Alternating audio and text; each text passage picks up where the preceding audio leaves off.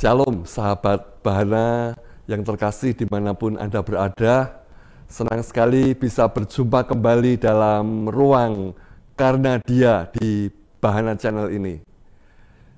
Puji Tuhan kalau saat ini kita bisa kembali berjumpa meskipun masih secara virtual seperti ini.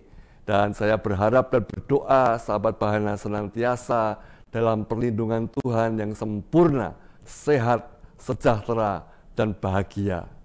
Nah, bersyukur sekali pada kali ini saya ditemani seorang narasumber yang saya yakin nanti sahabat Bahana pasti akan terberkati lewat sharing beliau. Nah, kali ini narasumber saya hadir di Bahana Channel ini untuk bisa berbincang-bincang, ngobrol-ngobrol santai dengan saya di ruang program Karena Dia kali ini. Seorang pengusaha, namun juga seorang pelayan Tuhan yang cinta Tuhan. Dan saya melihat lewat kehidupan beliau ini yang diberkati Tuhan dan dipakai Tuhan secara luar biasa. Membantu pelayanan di salah satu gereja yang saya katakan mungkin saat ini ya sangat besar di Jogja. Ya, tidak perlu saya sebutkan nama gerejanya. Beliau membantu pelayanan di sana.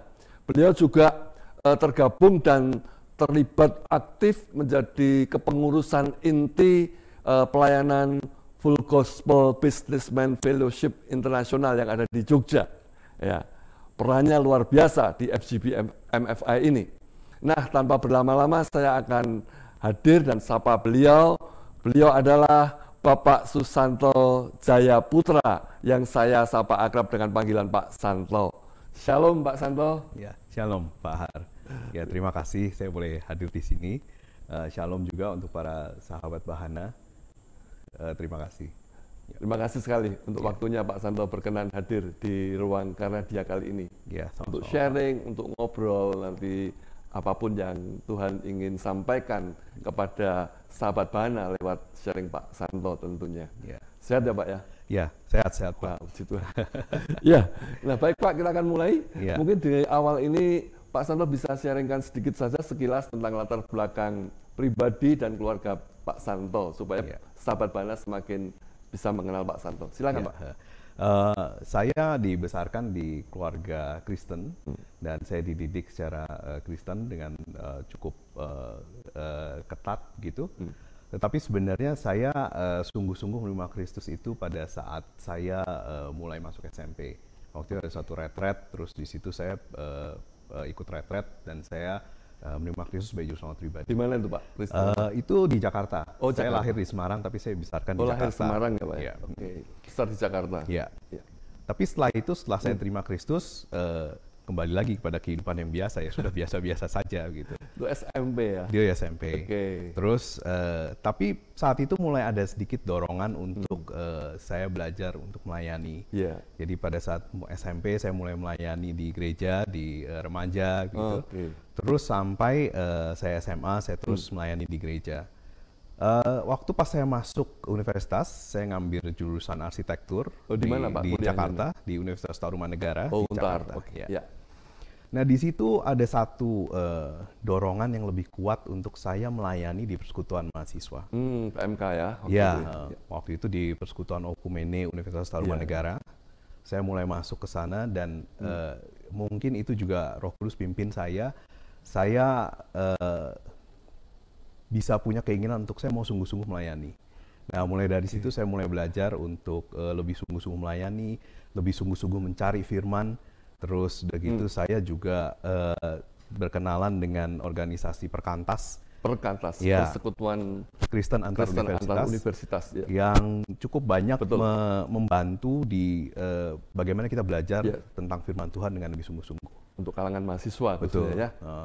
Saya sempat membantu Perkantas juga untuk penerjemahan salah satu bahan PA mereka. Oke, ya. Terus kemudian setelah itu saya lulus dan saya mulai masuk dalam dunia kerja. Nggak ada panggilan waktu itu untuk lebih melayani full timer gitu Pak ya? Enggak ya. Setiap kali mikir ke arah sana tuh saya mikir kayaknya saya nggak akan ke sana. Terus saya mulai masuk ke dunia kerja yang sesuai dengan bidang saya. Di bidang konstruksi. Ya, awalnya Dulu di Untar ambil apa Pak?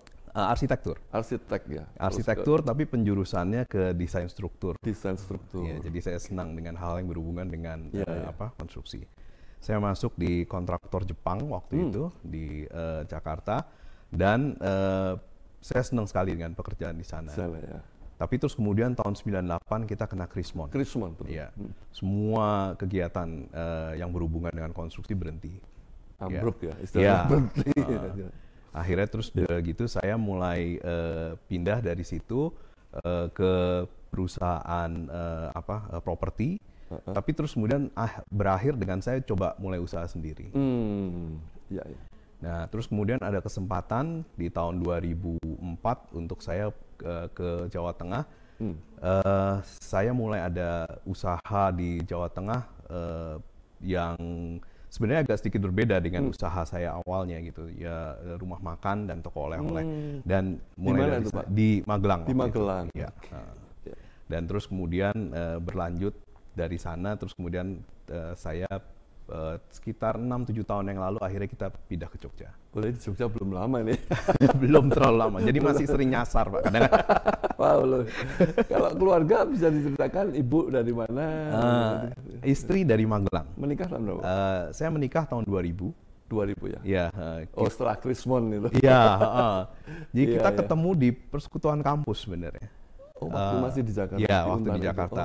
Jadi satu kampus itu? Satu kampus, tapi beda jurusan. Iya, saya di teknik arsitektur, dia di ekonomi.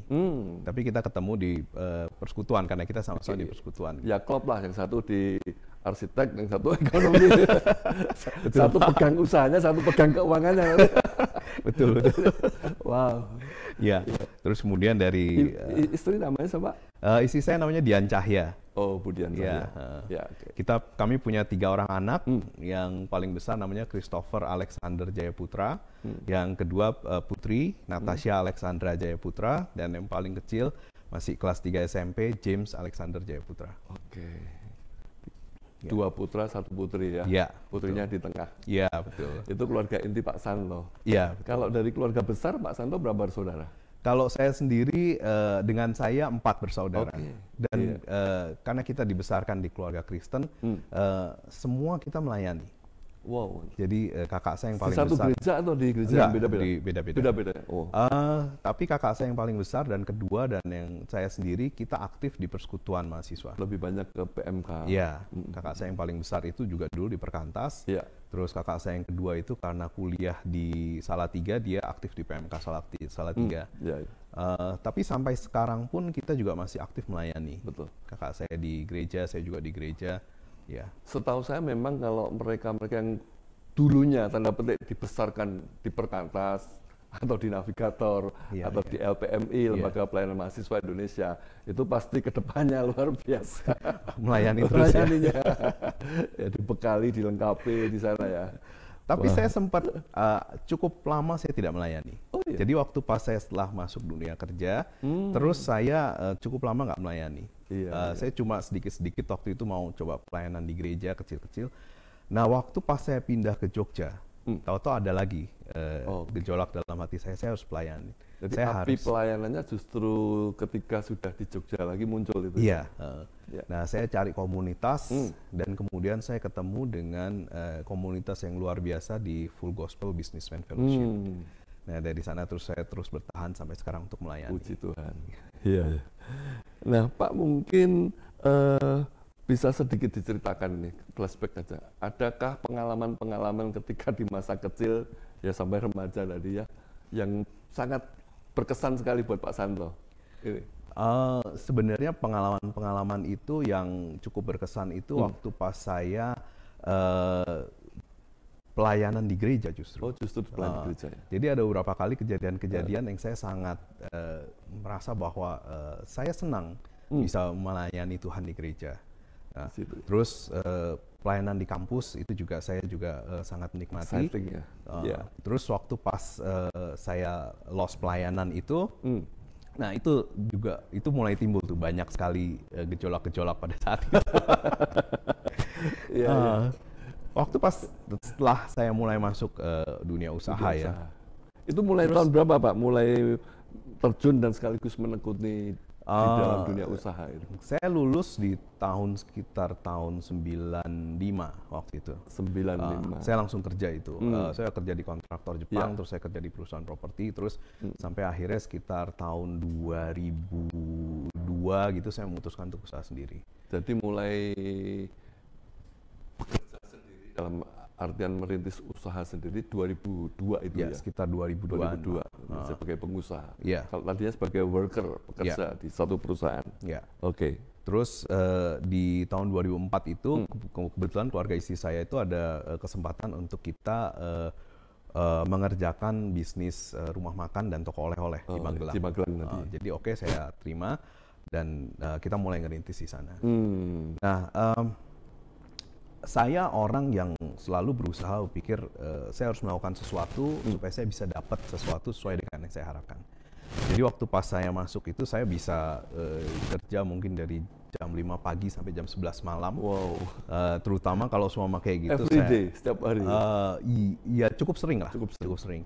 Jadi ngontrol ini, ngontrol stok dan sebagainya. Dan memang hasilnya itu sesuai dengan yang kita harapkan. Jadi kita bisa membangun kehidupan yang cukup baik ya. Kita punya rumah, kita punya kendaraan, kita bisa menyekolahkan anak-anak di tempat yang baik gitu. Tapi saya nggak sadar bahwa pada saat itu semua konsep-konsep yang saya pikirkan itu semua berhubungan dengan konsep-konsep yang dalam tanda kutip duniawi. Jadi saya mengerjakan ini sesuai dengan apa yang saya tahu. Saya tidak melibatkan Tuhan dalam pekerjaan itu. Walaupun itu walaupun tahu tapi tidak melibatkan. Tapi dan walaupun kayaknya seolah-olah orang-orang bisa melihat bahwa oh ini cukup baik gitu, cukup berhasil gitu. Tapi sebenarnya itu tidak melibatkan Tuhan di situ. Tuhan itu menegur saya waktu pas bencana Merapi sebenarnya. Tahun 2010. Oh, yang 2010 bukan yang 2006. Ya. Gimana ceritanya? 2010, ya. Waktu pas tahun 2010 itu dengan itu berarti masih di Magelang. Masih di Magelang. Dengan bencana Merapi itu akhirnya semua yang saya kerjakan itu bisa dibilang dalam tanda kutip habis. Karena sebenarnya kalau usaha saya kayak toko oleh-oleh dan rumah makan, kita mengandalkan wisatawan. Betul. Jadi waktu pas nggak ada pemasukan dari wisatawan, terus jalur dari Jogja ke Jawa Tengah itu sempat putus berapa kali lahar dingin. Pernah hampir selama setahun itu kita hampir nggak ada pendapatan. Jadi tahun 2011 itu kita hampir nggak ada pendapatan. Dan dengan kondisi seperti itu, saya pribadi berusaha untuk mengerjakan dengan apa yang saya tahu. Jadi ya udah kalau gitu kita berusaha untuk buka pinjaman di bank, terus kita berusaha untuk berpikir secara kondisinya seperti itu. Ini yang harus kita jalankan. Untuk sebuah usaha yang baru atau melanjutkan yang melanjutkan. Ya. Saat itu banyak usaha-usaha yang seperti saya itu sudah gulung tikar. Kita tetap berusaha untuk bertahan pada saat itu ya. Dan di situ mulai timbul ada berbagai krisis, ada berbagai kesulitan ekonomi, dan itu akhirnya mempengaruhi hubungan saya dalam keluarga. Jadi gimana ceritanya itu Pak? Ya. Kok bisa mempengaruhi hubungan dalam keluarga? Sebenarnya karena kesalahan saya tidak melibatkan istri saya dalam kondisi kesulitan yang saya hadapi. Jadi karena saya mungkin merasa mampu sendiri. Dan ini juga yang waktu itu belakangan saya pelajari bahwa banyak sekali suami-suami yang tidak mau melibatkan istrinya untuk kesulitan-kesulitan mereka. Kayaknya seolah-olah malu gitu kalau ngerasa bahwa aduh saya gagal dalam usaha saya gitu. Padahal harusnya itu sesuatu yang memang harus disampaikan ke pasangannya sendiri kan? Betul. Ya Tuhan menentukan kita menjadi satu gitu ya. Artinya semua beban pergumulan pun harusnya kita share. Tapi waktu itu Pak Santo masih kekeh untuk mencoba mengatasinya sendiri. Iya, itu sampai akhirnya meledak. Kita ada pinjaman miliaran yang saya akhirnya nggak bisa bayar. Waktu pas istri saya tahu, dia baru shock gitu loh. Terus mulai itu timbul. Jadi dan saya pribadi juga saya nggak mau berusaha untuk merendahkan diri untuk yuk kita sama-sama seperti apa. Itu di 2000 itu 2010 terus ke 11 gitu 11 2012. Ya masih belum lama ya, 10 tahunan yang lalu. Iya, Nah, terus Saya ingat sekali itu puncaknya itu sampai akhirnya sempat istri saya itu hampir pergi dari rumah. Oh ya? Dia sudah masuk mobil, anak saya dibawa, terus dia mau keluar dari garasi, saya tutup pintu garasinya, terus saya di luar mobil itu, saya bawa kunci pipa yang besar. Saya bilang kalau dia nggak keluar dari mobil, saya pecahin kacanya. Itu sampai dia teriak-teriak dalam mobil dan aduh saya waktu itu, kalau saya ingat sekarang, aduh itu saya benar-benar. Sampai sebegitunya ya Iya. Pak ya. Berarti Tapi, masuk ya boleh dikatakan masa-masa cukup kritis itu ya? Iya. Itu sampai akhirnya saya stres berat dan saya sakit waktu itu. Oh, oke. Saya sakit sekali. Tapi di situ Ya. saya bersyukur Tuhan tetap jaga. Tuhan nggak lepaskan saya. Terus di situ Tuhan mau kita untuk rekonsiliasi. Justru disitulah terjadi mulai titik balik Iya. untuk Pak Santo, ya kembali dekat melekat ke Tuhan gitu Iya. ya, keluarga. Ya. Akhirnya di situ terus kita mulai sama-sama berusaha untuk berbalik.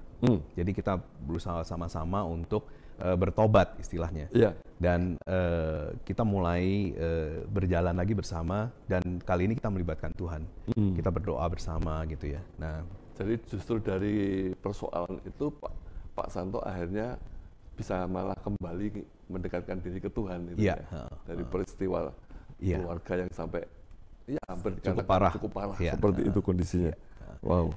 Nah, dan Tuhan langsung jawab pada saat kita benar-benar berusaha untuk berbalik. Terus Tuhan bukakan jalan. Tuhan izinkan kita untuk pulih. Walaupun belum sepenuhnya, Belum tapi sedikit demi sempurna. sedikit. Ada selangkah Ke demi arah selangkah. rekonsiliasi, ke arah pemulihan terjadi ke situ ya. Di situ yang pertama kali Tuhan bereskan itu justru pemulihan hubungan antara saya sama istri dan saya sama anak-anak. Terus kemudian dari sana kita mulai ngadakan kayak semacam mesbah keluarga. Mesbah keluarga. Hampir setiap malam, terus saya sama anak-anak sama istri, yuk kita cerita, kita berdoa bersama, kita memuji Tuhan gitu. Itu hampir setiap malam. Sampai sekarang kita masih. Dan itu yang menjadi kunci ya untuk supaya keluarga tetap bisa utuh, bisa jalan sama-sama. Setiap persoalan yang dihadapi juga bisa di handling bersama sampai merasakan dan alami pertolongan Tuhan. Iya, betul. Itu masih di Magelang ya Pak ya? Itu masih di Magelang, tapi sebenarnya kita sudah berapa kali mulai trip ke arah Jogja karena anak-anak sudah ada sekolah di Jogja. Kita carikan sekolah di Jogja. Bagaimana ceritanya kemudian kalau Pak Santo kemudian hijrah ke Jogja ini? Ceritanya gimana? Jadi gini, kita sudah ada rumah di Magelang, terus kebetulan ayah mertua saya ada satu tempat di Jogja.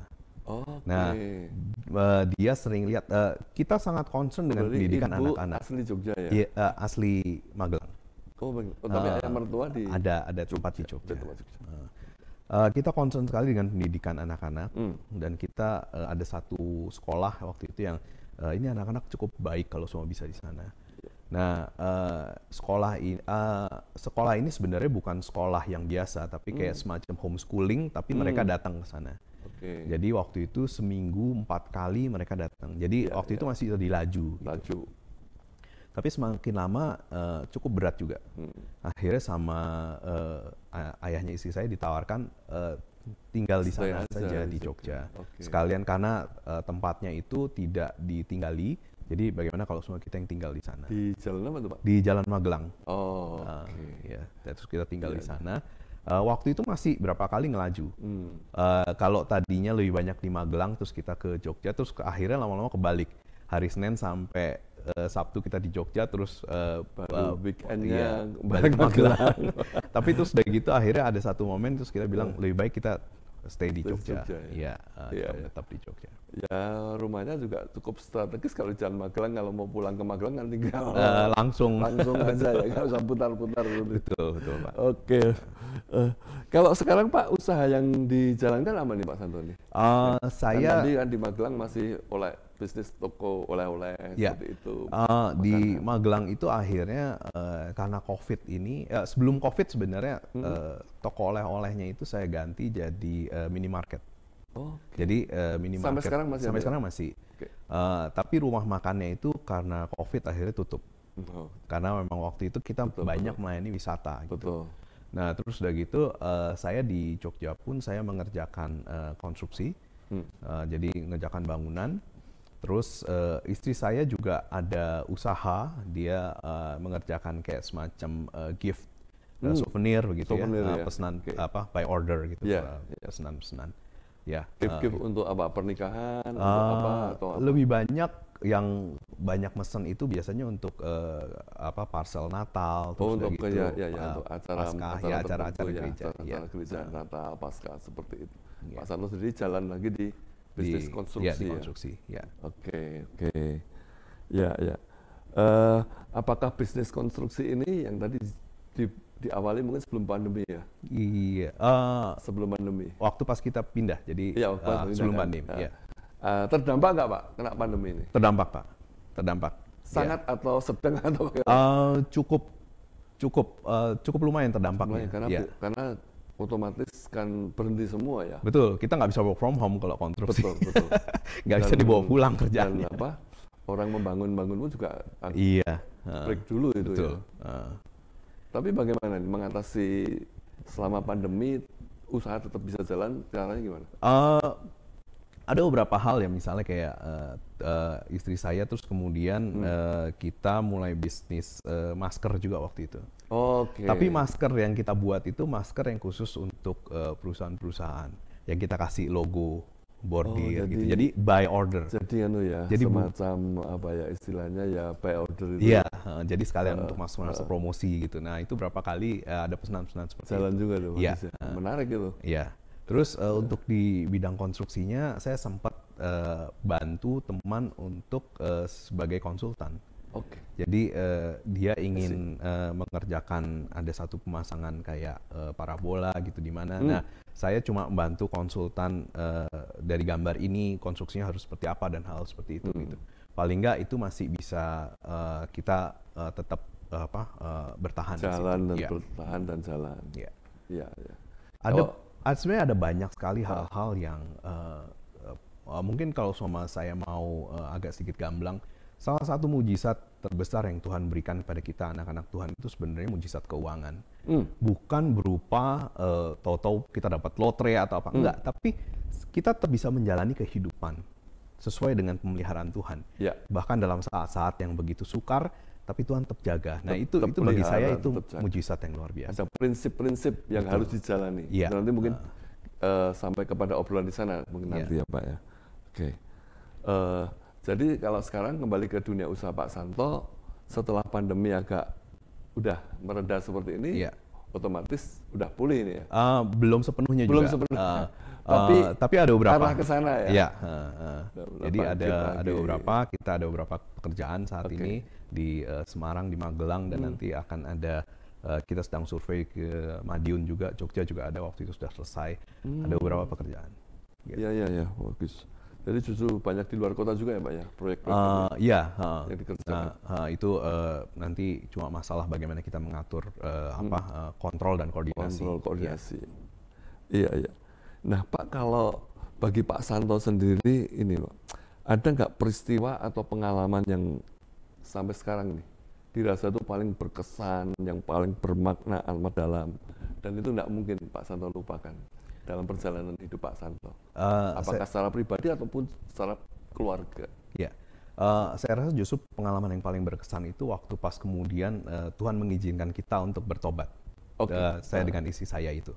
Yang di titik itu ya? Iya, di titik itu. Itu waktu itu saya sebenarnya sampai stres dan saya waktu itu sampai sakit. Sakitnya sejauh mana? Saya ada asam lambung yang parah sekali.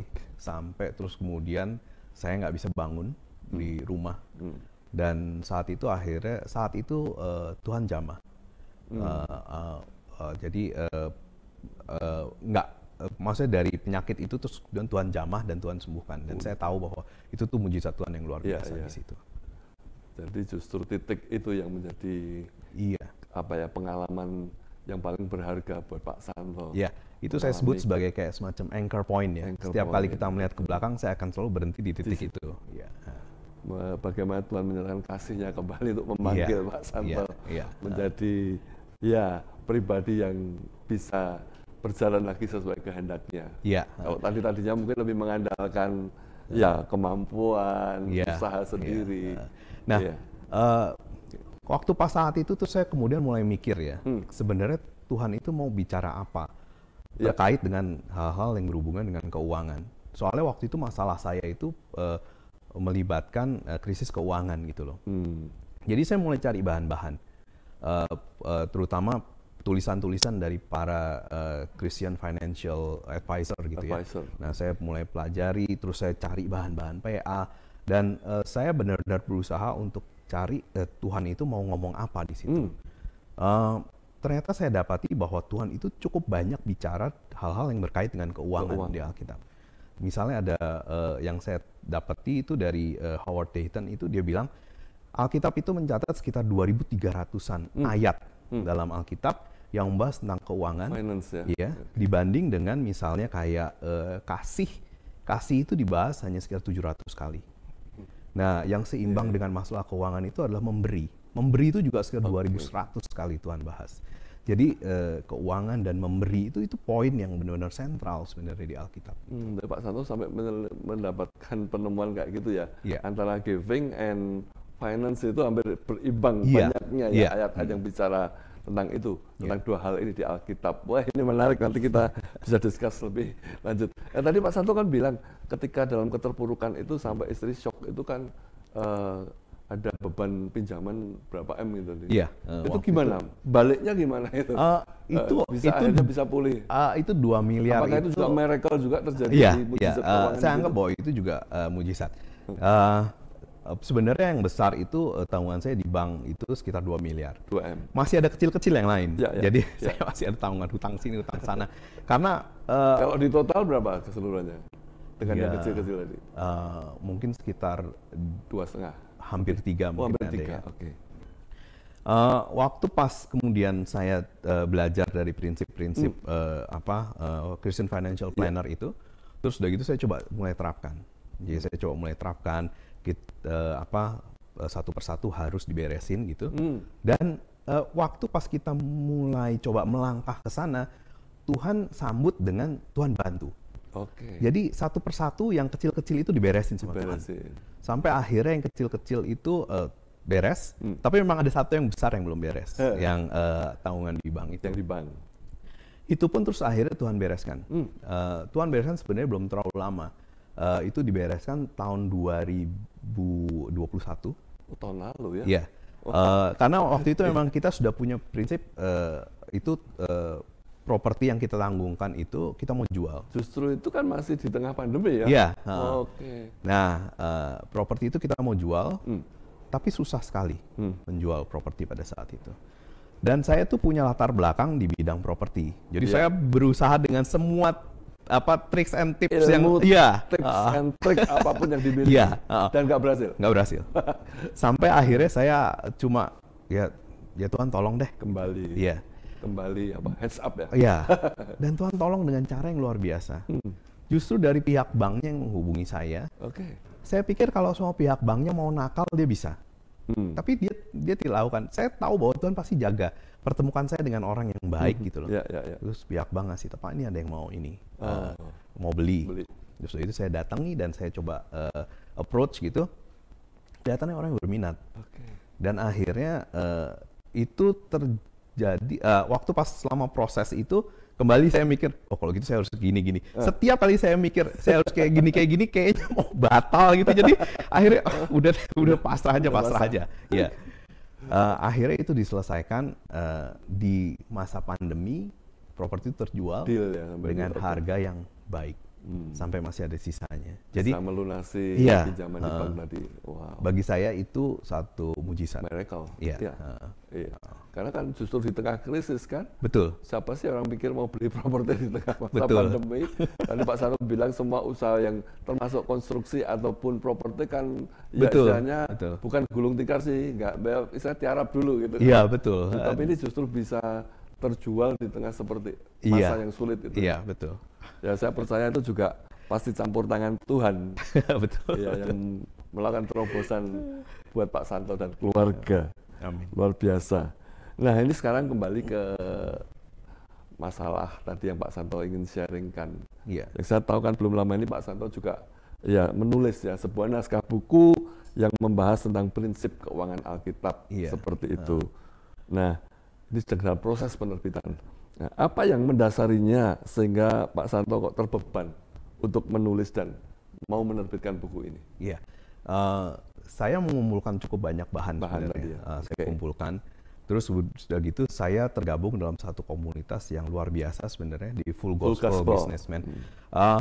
Full Gospel Businessman itu bukan komunitas yang istilahnya kayak pengusaha-pengusaha gitu, tidak. Tapi intinya adalah para kaum pria yang sudah bisa membiayai kehidupannya sendiri. Jadi untuk bergabung di Full Gospel ini siapapun yang pengen rindu bisa ya Pak? Bisa. Ya? Tidak harus pengusaha ya? Tidak. Karena kan orang mikirnya kan Full Gospel Businessman, pasti pengusaha-pengusaha. Iya. Tapi berarti kayak karyawan. Bisa. Semua bisa. Asal prinsipnya mereka sudah bisa menghidupi diri sendiri. Diri sendiri. Jadi bukan orang yang belum bekerja kayak mahasiswa atau itu belum. Nah, ada beberapa kali saya sharingkan hal-hal yang saya peroleh, terus saya diskusi dengan teman-teman dan ini cocok ternyata. Jadi mereka juga bisa nangkap mereka juga bisa memberikan masukan-masukan yang sesuai dengan apa yang waktu itu saya coba pelajari. Terus saya juga jadi konselor di gereja di gereja saya. Terus waktu pas saya jadi konselor, termasuk yang di bidang keuangan ini ya dalam konseling itu ya. Mungkin Tuhan pimpin sedemikian sehingga cukup banyak konseling berhubungan dengan problem iya. keuangan. Wow. Saya nggak ngajarkan mereka, enggak. Saya cuma cerita bahwa kalau saya pengalamannya ini yang saya lakukan. Dan waktu pas mereka coba terapkan, ternyata itu juga bisa jadi jawaban untuk mereka. Membuahkan hasil dan memberikan solusi. Iya. Wow. Nah, terus udah gitu, sebelum saya submit itu sebenarnya anak saya udah nerbitkan buku dulu. Oh iya? Iya. Anak saya yang perempuan itu dia itu, tengah, dia itu jadi semacam ghostwriter. Oke. Jadi nulis buku juga ya Pak ya? Jadi kakak ipar saya itu dia ingin nulis satu buku tentang kesaksian. Terus karena anak saya itu memang dia senang menulis gitu. Nah dia coba jadi ghostwriter. Nah dia bikinkan itu, terus dari itu coba diajukan ke Andi Offset waktu itu. Terus akhirnya dicetak. Dipublish ya? Iya. Nah terus saya cuma mikir, kalau gitu saya coba-coba deh gitu. Jadi akhir tahun 2021 sampai awal itu saya coba rangkum. Saya coba semua bahan-bahan itu saya coba rangkum, saya coba rapikan. Nah, saya coba ngomong waktu itu, saya punya naskah seperti ini. Kira-kira kalau semua menurut Andi Offset ini bisa diterbitkan atau tidak. Jadi kalau semua Andi Offset ngomong, wah ini sih nggak bisa diterbitkan, saya pikir oke, ya udah nggak apa-apa. Terus kemudian puji Tuhan, terus Andi Offset bilang kayaknya mungkin bisa diterbitkan. Dan dari situ saya coba jajaki terus. Iya, jadi itu yang mendasari Pak Santo ya, menulis sampai kemudian ingin menerbitkan buku itu. Nah, kalau dari pesan utamanya sendiri Pak, apa yang sesungguhnya ingin Pak Santo sampaikan kepada pembaca lewat buku tersebut kalau nanti sudah terbit? Dan juga harapan Pak Santo selaku penulis tentunya apa saja? Ini ada dua hal besar sebenarnya. Ada dua. Yang pertama begini, kalau seumpama ada hal-hal pribadi-pribadi yang dia mengalami kesulitan problem keuangan. Dan ini pastinya banyak nih sekarang. Iya. Di Indonesia banyak orang. Betul. Anak Tuhan juga termasuk yang banyak mengalami masalah keuangan. Di tempat konseling tempat saya itu, yang konseling itu meningkat banyak sekali. Oh ya? Yang mereka butuh konseling untuk hal seperti ini gitu. Nah, untuk mereka yang butuh itu, mereka harus sadar bahwa masalah keuangan itu timbul itu enggak maksudnya omongan Jawanya tuh enggak ujuk-ujuk. Tapi dari action yang mereka mereka lakukan dengan begini, akhirnya ada satu masalah. Seperti gunung es saja yang muncul, padahal yang di bawahnya ada apa? Tapi action ini tidak akan bisa dirubah kalau dia tidak bisa mengubah habitnya dulu. Betul. Jadi harus ada kebiasaan yang harus dirubah. Persis. Tapi kebiasaan ini juga nggak bisa berubah kalau tidak ada mindset yang dirubah.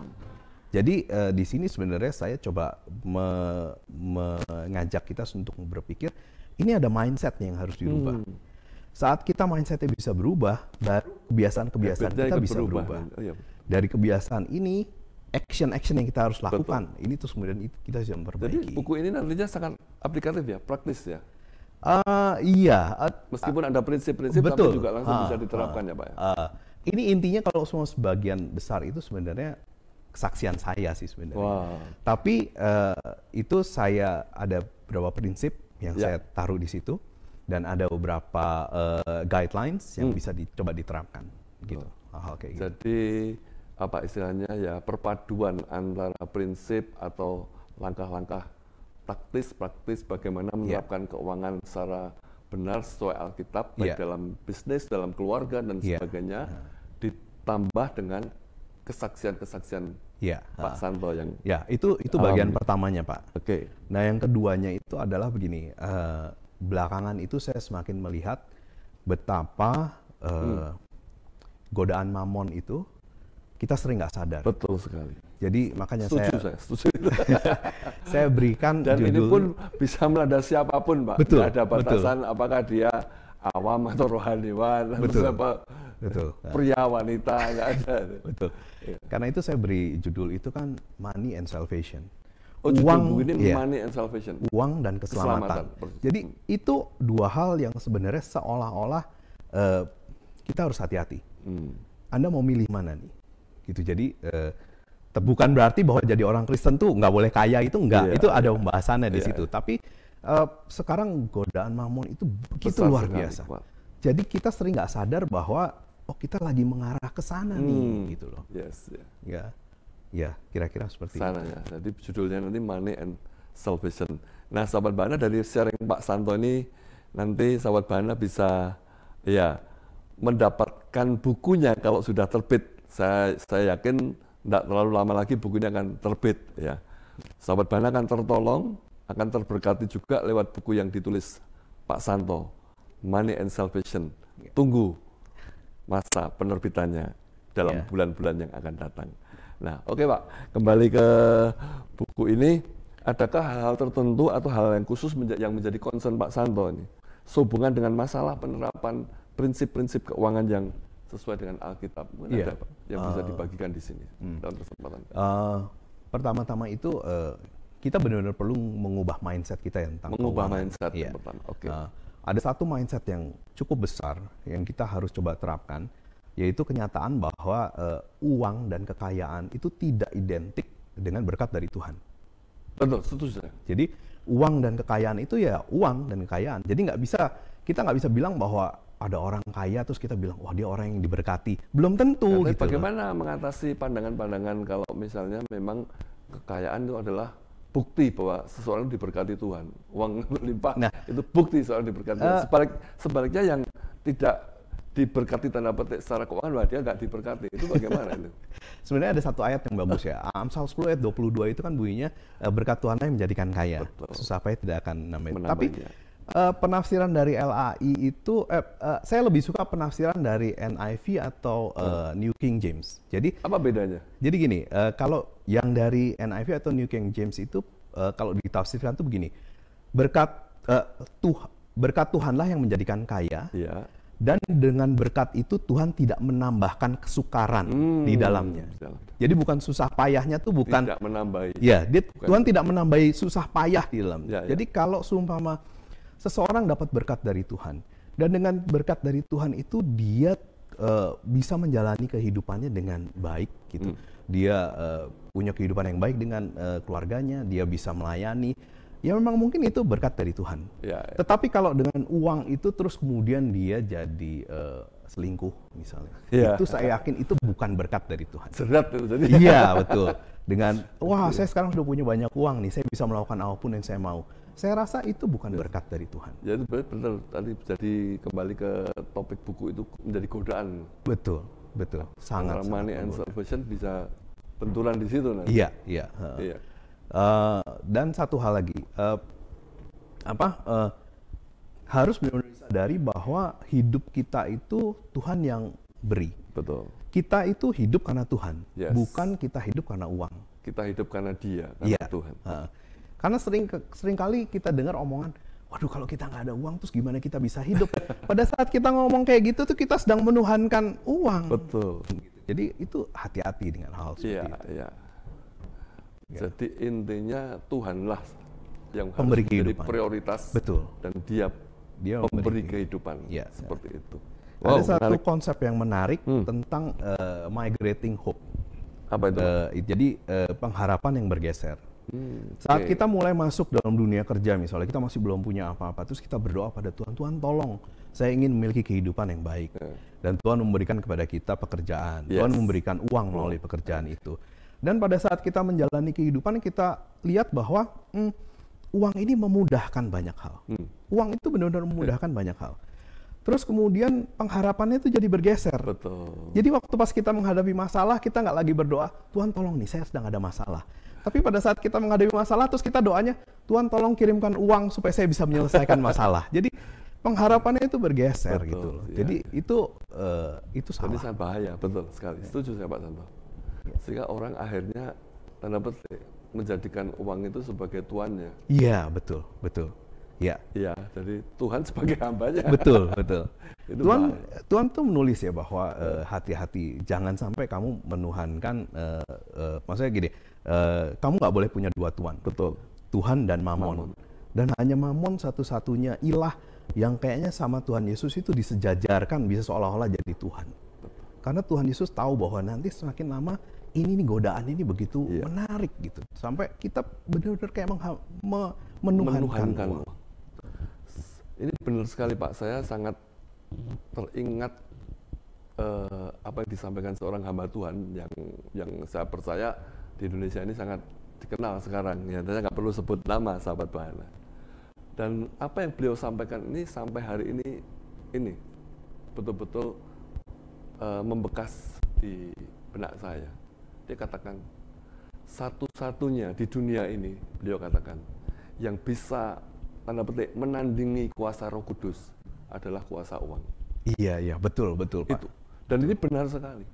Betul. Kalau kita betul-betul berharap pada Tuhan, pada Roh Kudus, apa yang nggak bisa dikerjakan sih? Iya, betul. Ya, betul. Itu hal ini yang benar, Iya.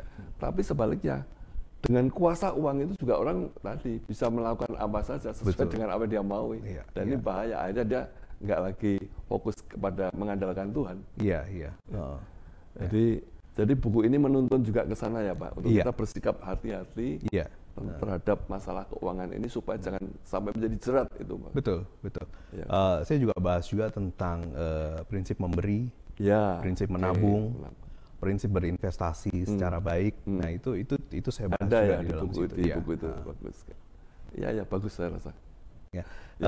Mungkin ada sedikit yang mudah ya, tapi kita sering nggak sadar antara memberi dan bersedekah. Ya.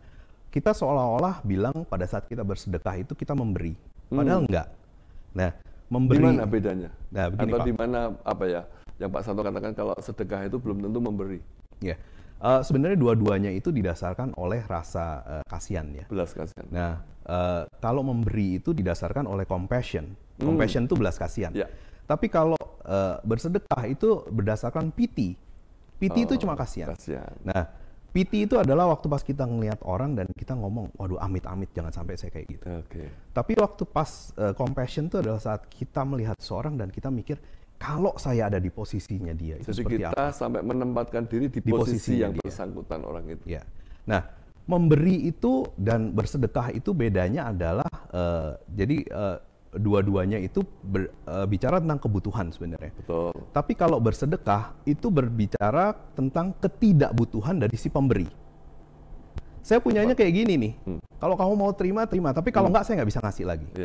Tapi kalau semua memberi itu berdasarkan kebutuhan dari si penerima. Gitu. Jadi menarik. Jadi waktu pas kita memberi itu tidak selalu harus uang. Jadi ada salah satu, saya pernah ada satu kayak hamba Tuhan itu. Kalau dia sedekah cerita, pasti itu berupa materi ya? Enggak selalu juga Pak. Enggak, kalau sedekah. Iya. Tapi sedekah itu kan? Karena saya nggak butuh. Saya nggak butuh nih. Saya adanya kayak gini. Gitu. Tapi kalau memberi belum tentu selalu berupa uang gitu. Iya. Nah itu ada satu hamba Tuhan waktu itu dia cerita ya. Waktu pas dia di mimbar, terus udah gitu Roh Kudus menggerakkan dia untuk manggil salah satu orang. Terus orang ini dipanggil berdiri ke depan, terus dia tanya, apa yang kira-kira saya bisa beri? Gitu. Kamu tuh mau apa? Gitu. Terus ini si wanita ini yang dipanggil tuh dia ngomong, saya itu sudah lama sekali sama suami saya itu tidak bisa liburan. Jadi dia itu sebenarnya ingin liburan. Nah sebenarnya si hamba Tuhan ini ngomong, oke nanti saya akan kasih uang untuk kamu liburan, itu bisa selesai itu. Tapi itu bukan prinsip memberi. Ya. Karena kebutuhannya dia ini harus digali lagi. Sekali lagi. Terus dia nanya lagi, sebenarnya kenapa kamu nggak bisa liburan? Terus dia cerita bahwa dia itu punya satu anak yang berkebutuhan khusus. Jadi nggak bisa ditinggal. Nah terus waktu pas dia ngomong kayak gitu, terus hamba Tuhannya nanya ke jemaat, siapa yang bisa nolong? Tahu-tahu dari pojok sana terus ada yang ngomong, saya seorang suster. Dan saya nangani anak-anak berkebutuhan khusus. Nah akhirnya si hamba Tuhan ini memberi kesempatan untuk mereka ketemu. Akhirnya kebutuhan ini dijawab sama si itu. Itu prinsip memberi. Kita cari kebutuhannya dia apa dan kita berusaha untuk menyelesaikan. Betul. Wow, menarik. Ya. Jadi itu dibahas di buku ini ya. Ada juga. Ya kita tunggu Pak Santo sampai buku nanti betul-betul publish dan di launching dan jadi berkat bagi umat Tuhan atau siapapun nanti yang membacanya. Oke, terima kasih Pak Santo waktunya di kesempatan sharing ini, karena saya percaya sahabat Bahana dan pemirsa dimanapun pasti terberkati dengan apa yang dibagikan Pak Santo.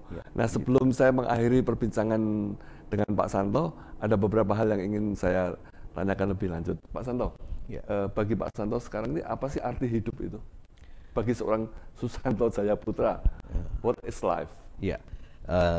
Hidup itu bagi saya akhirnya hanya bagaimana saya bisa menyenangkan hati Tuhan. Itu ya, bagaimana hanya bisa menyenangkan hati Tuhan. Bukan dengan apa yang saya pikirkan, tetapi apa yang Tuhan bicara lewat firman-Nya. Gitu. Gitu. Jadi bagaimana bisa menyenangkan hati Tuhan, bukan dengan apa yang kita pikirkan, tapi dengan apa yang Tuhan maui sesuai firman-Nya. Nah kalau nilai-nilai seperti apa yang Pak Santo terus pegang, terus hidupi sampai hari ini? Baik dalam kehidupan pribadi, dalam berkeluarga, dalam bisnis, dalam pelayanan, itu nilai-nilai seperti apa yang Pak Santo hidupi? Saya selalu mengajarkan ke anak-anak saya terutama ya. Belajar untuk mencintai Tuhan. Belajar untuk mencintai Tuhan dengan apa yang kita bisa serahkan pada Tuhan. Gitu. Kita bisa melayani, tapi kita juga bisa belajar untuk meneladani kehidupan Kristus, misalnya kayak belajar menjaga kekudusan, belajar untuk memberi dan sebagainya. Tapi intinya adalah bagaimana belajar untuk, saya selalu mengajarkan belajar untuk mencintai Tuhan. Dan mereka tumbuh sebagai anak yang cinta Tuhan semuanya. Intinya put God yang first. Yang pertama itu cinta itu. Oke, dan itu diterapkan di segala aspek ya Pak ya? Berusaha Pak, karena saya belum berusaha. Tentu berusaha untuk mencintai itu dalam segala aspek. Dan itu justru kunci dari segalanya. Betul. Saya senang sekali omongannya Richard Foster. Dia bilang serahkanlah tubuhmu sebagai persembahan yang hidup, gitu. Persembahan yang hidup itu kan kita mempersembahkan sesuatu yang hidup itu selalu berusaha untuk crawl down from the altar gitu. Jadi persembahan itu pasti akan seumur hidupmu kamu berusaha untuk mempersembahkan persembahan. Kalau mau persembahan yang korban yang mati gampang, tinggal sembelih. Tapi betul sebagai ibadah sejati kita mempersembahkan tubuh ini kan sebagai persembahan yang hidup itu ada, dan itu berlaku seumur hidup kita. Betul. Iya. Wow, luar biasa. Terima kasih Pak Santo, dan kita terus berharap ke depan Pak Santo akan terus Tuhan pakai menjadi alatnya dimanapun Tuhan tempatkan, di marketplace, di pelayanan di full gospel, di gereja yang sekarang Pak Santo beribadah. Nah mungkin sebagai closing statement Pak Santo bisa menyampaikan sesuatu apapun kepada sahabat Bahana dan pemirsa dimanapun. Silakan Pak.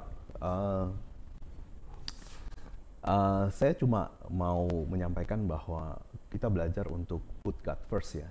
Put God first. Jadi kalau saya bisa bacakan salah satu ayat yang favorit saya itu dari Amsal 3 ya.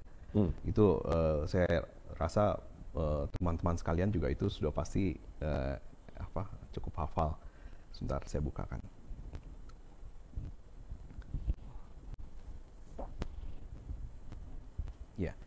Amsal 3 ayat 5 sampai 7. Ya, percayalah kepada Tuhan dengan segenap hatimu dan janganlah bersandar kepada pengertianmu sendiri.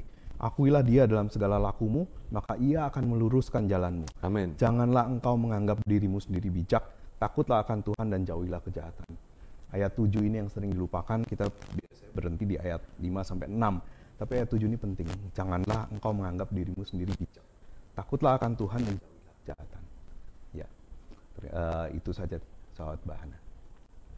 Terima kasih Pak Santo untuk ya sebuah pesan dalam closing statement yang saya percaya sahabat Bahana ini menjadi rema buat kita semua saat ini dimanapun berada dalam keadaan dan situasi apapun yang kita sedang hadapi maupun gumuli. Ya, ingat jangan kita merasa bijak karena sebijak-bijaknya manusia itu toh ada batasnya. Tapi ketika kita berserah sepenuh mengandalkan Tuhan, maka hidup kita benar-benar akan dituntunnya sesuai dengan apa yang Dia kehendaki. Takutlah akan Tuhan, jauhilah kejahatan. Ini pesan Amsal 3 ayat 7. Dan saya percaya sahabat Bahana dan pemirsa dimanapun lewat sharing Bapak Susanto Jaya Putra kali ini kita dikuatkan, diteguhkan. Terutama bagi sahabat Bahana dimanapun yang sedang menghadapi masa-masa sulit hari-hari ini karena problem finansial, problem keuangan, problem usaha, problem keluarga. Nah, sharing Pak Santo, saya percaya memberikan jawaban atau memberikan tuntunan dan teladan yang bisa kita ikuti. Kiranya sahabat Bahana dimanapun terus semangat, andalkan Tuhan. Pak Santo pesan, utamakan Tuhan, tempatkan Tuhan di atas segalanya. Karena itu yang akan menjadi jawaban atas setiap persoalan kita. Matius 6 ayat 33 berkata, carilah dahulu kerajaan Allah dan kebenarannya, ya, maka semuanya akan ditambahkan kepadamu. Itu kata Tuhan Yesus. Jadi yang kita kejar, yang kita cari bukan tambahannya dulu, bukan berkatnya dulu, ya, bukan apa yang bisa kita terima dan kita peroleh, tapi yang kita kejar, yang kita cari adalah kerajaan Allah, the kingdom of God, ya, dan kebenarannya. Itu yang harus jadi utama. Maka percayalah akan ada pemeliharaan, penyertaan, penjagaan, perlindungan Tuhan yang sempurna atas kita. Tetap semangat, sehat selalu, dan andalkan Tuhan di atas segalanya. Tuhan Yesus memberkati. Shalom.